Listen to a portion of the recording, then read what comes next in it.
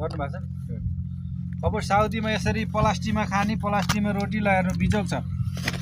परदेशीको जिन्दगी रमाइलो छ है। हामी परदेशीलाई के भन्नु सर?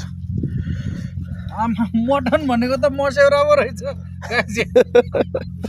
यस्तो मटन भनेको मैले त हो पुरै के गर्ने, आफ्नो देशको चाहिँ त्यस्तै छ परिस्थिति है। आमाले पकाएको गुन्द्रुकको झोल कति मिठो हुन्छ हेर्नुहोस् त। यहाँ जसरी पकाए पनि के गर्ने, बाध्यताले खानु नि पर्ने। खानुपर्छ। के भने यही पेटको लागि भनेर यत्रो परदेश आइया छ। जनकपुर जिल्लाबाट हो। मधेसतिरको मान्छेहरू त कालो कालो हुन्छ। तपाईँ कहाँबाट गोरो निस्किनु भयो?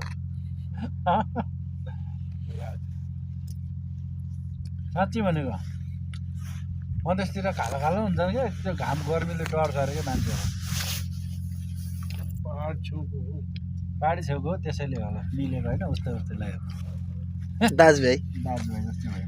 हामी परदेशी नेपाली भयो सबै दाजुभाइ हो। रोटी यसरी खानु मिठो छ है।